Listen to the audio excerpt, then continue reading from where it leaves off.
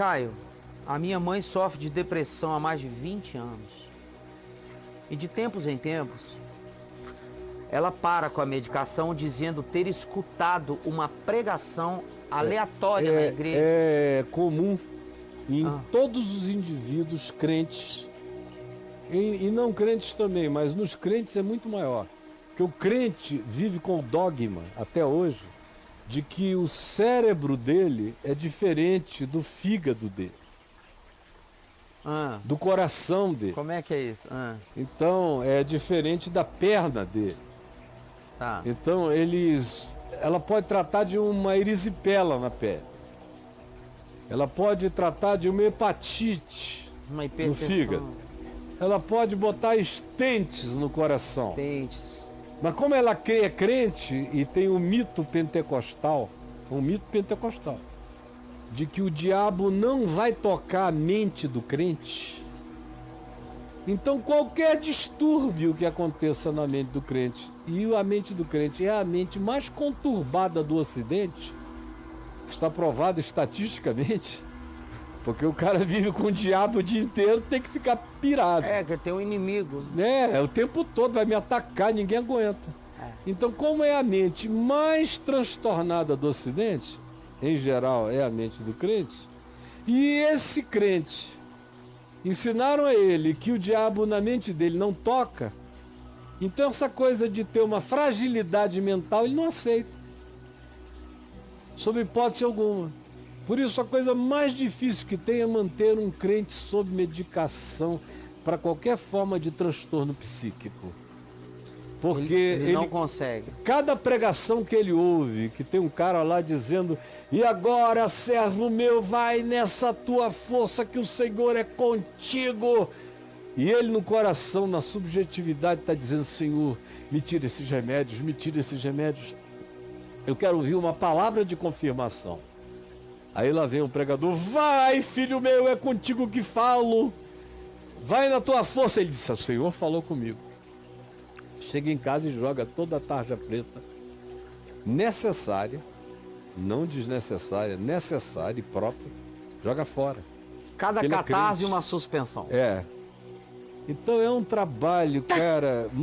Você que fez psicanálise, está concluindo, e fez um belo trabalho de instrução como coach, ouviu já, além daqui do Papo de Graça, que claro. Desculpa, é uma coisa à parte, o volume de situações e de transtornos que já passaram aqui pelo Papo de Graça nesses 9, 10 anos que você está comigo, já era uma residência, pelo amor de Deus, maluquice sem tamanho. Não é? Com certeza. E de tópicos e tudo mais, Tudo. e de aspectos, facetas, tudo, ângulos de distúrbio, de todo tipo. De toda maneira. É uma experiência, é um laboratório relacional extraordinário. Graças a Deus. Agora, você já viu como dá trabalho manter um crente sob medicação. Está até melhorando um pouquinho.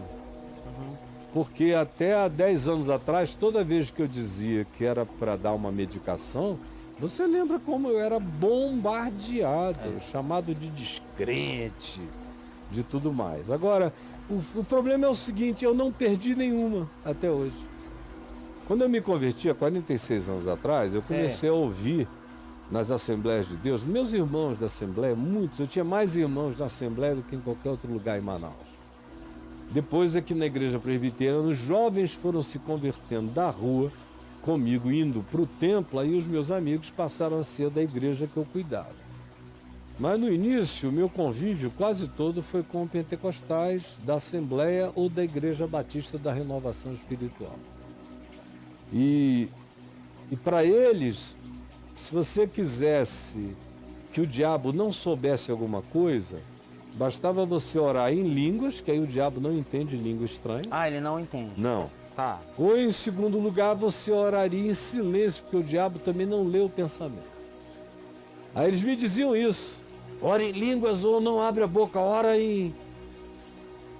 com a boca fechada, que o diabo não consegue ler. Ele não faz leitura labial? Não, fecha a boca e só pense. Ele não tem acesso ao seu pensamento. Certo. Eu falei, mas como não? Se eu que não sou nada tenho acesso ao teu pensamento.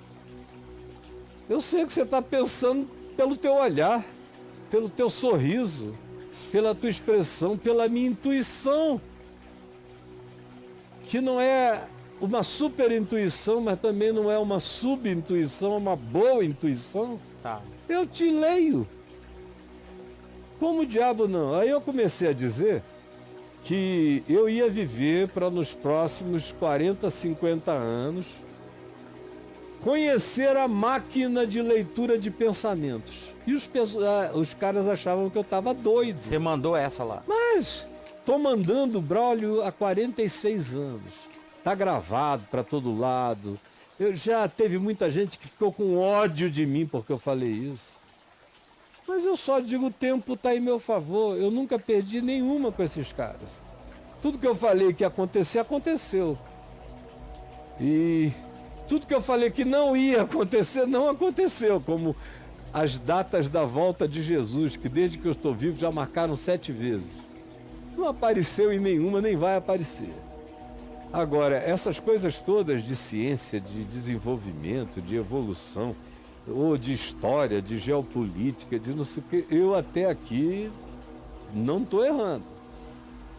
E essas de ciência, nenhuma delas até então.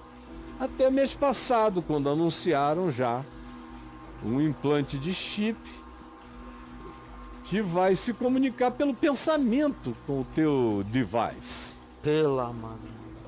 E isso é só o começo. Espera 5 anos, 7 anos que você vai ver. Vai chegar uma hora que esse negócio de você passa pelo polígrafo, o polígrafo não vai ser mais admitido, não é admitido numa corte de juízo, porque o indivíduo pode bater o polígrafo mentindo com tanta maestria que o polígono não detecta a tua variação emocional e nervosa. Vai chegar uma hora que não, vão te botar um capacete na cabeça e o teu pensamento vai passar lá. Não tem conversa. Não vai ter conversa. Eu queria botar um desse para editar a imagem e mixar músicas. Ah, é? É, porque não tem coisa Você mais trabalhosa. Você tem que tomar cuidado, é para ele não fazer transmissões aleatórias. Não, não pode tubar. Aí se tubar sozinho, você está perdido. Se tubar sozinho, eu tô enrolado. Porque os melhores filmes da sua vida são aqueles impublicáveis. Exatamente, principalmente dependendo das imagens que passam pela minha cabeça, na sexta-feira. São os impublicáveis. Não, eu quero só a imagem que tá no HD. Isso. Na minha cabeça, não. Tá bom. Vamos lá, Caião? Vamos. Aí, seguindo aqui a história da mãe do cara. Aí, de tempos em tempos, ela para com a medicação, dizendo ter escutado uma pregação aleatória na igreja e que ela crê que foi liberta daquela enfermidade. Você falou tudo Ela aí e mais agora. milhões de pessoas. Isso é parte do surto. Isso. Isso aí é parte do surto. Aí ele vai e fala assim, você já narrou também, não demora muito tempo, após ela parar com os medicamentos, ela dá a crise de novo. Os psiquiatras dizem que os medicamentos são para o resto da vida e ela não aceita. É claro, eu já expliquei isso tudo antes, né? Por que não aceita e tudo mais. Aí ele como filho, né, tem essa preocupação, ele fala assim, ô Caio, o que eu faço para ajudá-la a aceitar a doença e ao mesmo tempo para que ela não se frustre sobre a fé dela e perca a fé? Não, ela não tem fé, ela tem uma crença pentecostal. Ela não tem a fé no Evangelho. A fé no Evangelho, o que o livro de Isaías nos diz? Que por esse caminho até o louco andará e não errará. Ela não é exatamente uma louca, ela só é uma pessoa que tem transtornos psíquicos. Mas o livro de Isaías diz que nesse caminho santo, esse caminho de Deus, o qual será chamado de caminho santo, nele se diz aqui, nem o louco errará a viagem, porque o Senhor guia a todos nós. Eu já contei aqui milhares de vezes a história do meu tio Lucilo, que nasceu com deficiências cerebrais e neurais, tanto quanto posteriormente na vida desenvolveu uma esquizofrenia profunda. E eu já disse não sei quantas vezes que ele podia se equivocar acerca do que quer que você desejasse, mas ele não errava o caminho do discernimento espiritual. O caminho santo era dele, era para ele, e ele não tinha a menor dúvida disso. Porque naquele dia haverá um caminho no qual nem o louco errará, e será chamado de caminho santo. E até o louco passará por ele. Ou seja, há um lugar aqui no caminho com Deus, onde o indivíduo com qualquer tipo de transtorno é de Deus a si mesmo, assim como um cara sem uma perna, um cara com um coração de plástico, daqui a mais poucos anos, 6 anos, 7 anos, no máximo, nós vamos ter corações artificiais tomando o lugar dos nossos transplantes de coração orgânico. Dá um trabalho enorme, o coração morre, é difícil ter doador. Adaptabilidade. Enfim, vai ter o coração de maneira biologicamente adequada ao processo todo de absorção orgânica e de compatibilidade, de total compatibilidade, de nenhuma rejeição, Claro. que vai salvar a vida de milhões de pessoas. Vai ter lá do teu tamanho, pá, chegou, botou, tirou, e você tem mais um prolongamento enorme Tênis. de vida. Como haverá rins assim, haverá outros órgãos assim. Então ela não teria nenhum problema se estivesse morrendo e alguém dissesse: ô mãe, nós vamos tirar o seu coração que faliu, infartou geral, e vamos botar, você está sendo alimentada pela máquina. Nós vamos botar em você um coração artificial que vai te dar, mas dele você não vai morrer. Você pode morrer de outras coisas, de cansaço, de velhice. Duvido que ela rejeitasse, eu duvido que qualquer crente rejeitasse. Porque não é o cérebro. Aquilo que acontece na cabeça é que é o problema é o que é dogmatizado. A cabeça é um santo dos santos que não pode ser mexido. Por isso também você vê tão poucos neurocirurgiões crentes. A maioria não envereda pela área do pensamento. Você vê poucos neurocirurgiões crentes ou psiquiatras. Está começando agora a ter mais psicólogo e tal, para coisinhas menores. Mas nessa dimensão profunda da intervenção, em geral, os melhores, os experts, não são crentes de nenhum grupo religioso. Porque o crente abriu mão do seu direito de primogenitura, de melhor entender a criação do que qualquer outra criatura, porque ele diz que aquilo ali foi criado por Deus. Ele devia ter o maior interesse do mundo em entender os caminhos de Deus no cérebro humano, na neurociência humana, mas não. Eles preferem se especializar em expulsar demônios do que em tratar cérebros e ajudar pessoas a encontrarem um caminho calmo para viver. Então a sua mãezinha, meu filho, você vai ter trabalho com ela o resto da vida. Porque a pessoa aceita, às vezes, 6 meses, 1 ano. Aí chega alguém lá, uma comadre empoderada.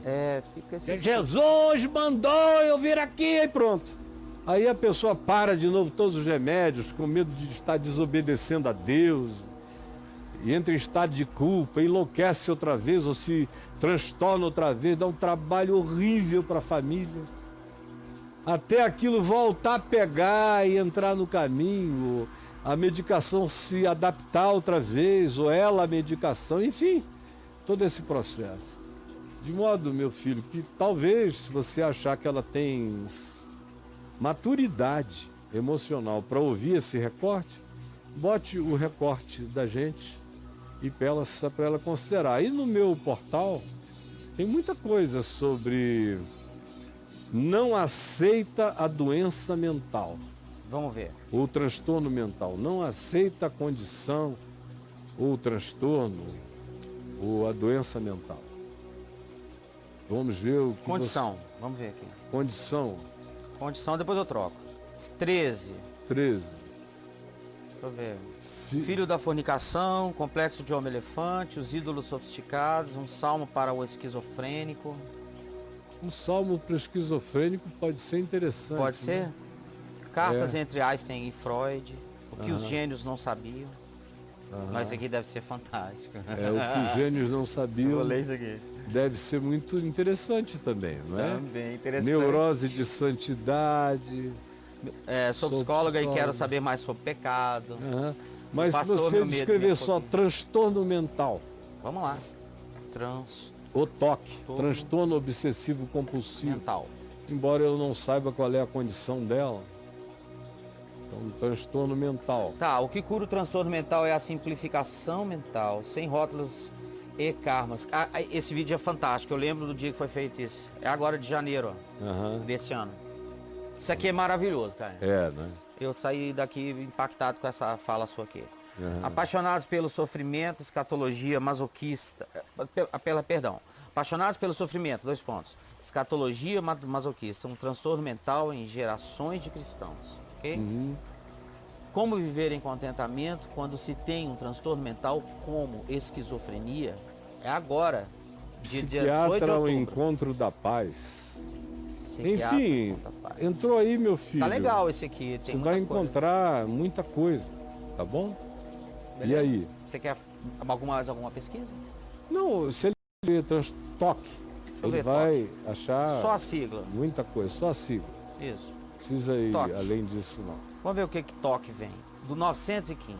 Pois é, transtorno obsessivo. É porque aí, compulsivo. assim, você já me tocou algum dia em sua vida? Aí tem que escrever Então tem que escrever transtorno transtorno. obsessivo compulsivo. Para chegar aí. Tocou-me, Jesus tocou-me. Mas não é toque. É Não toque, é. mas não é toque. Quem me Aí deu tocou? 2. O transtorno obsessivo compulsivo desenvolvido naqueles que não leem todo o evangelho. Transtornos de ansiedade provocados pela relação 3G, 4G, 100.G com o celular. Isso aqui deve ser divertido. Mas tem mais sobre isso, porque semana passada a gente botou uma coisa aqui sobre toque. isso. E tinha um monte de outras. Aqui Sim. tem algumas que estão sob a sigla toque mesmo. Aí você só vai achar em toque, vai ter que passar um filtro e encontrar as coisas, tá bom? Vamos lá, brother, que a gente só tem alguns Faz um minutos. deverzinho de casa, não custa nada, né? Dá uma Claro. malhada. ó. Não custa nada, né? Para ajudar a mãezinha É. dele. Teve uma época no Papo de Graça que eu me via procurando coisas para as pessoas. É. Pessoa, Braulio, o Caio falou, pergunta pro Caio tal. Eu ia no Caio aqui e dava No o link. robô, né? Eu vou no robô às vezes, quando É. a pergunta é muito nada a ver, que você já falou milhões, aí eu vou no robô aqui e escrevo, já falou milhões. Aí dá o resultado, eu pego o link aqui, entrego pra pessoa, ela, obrigado. Uhum. Então assim, vamos fazer um dever de casa, é bonitinho demais.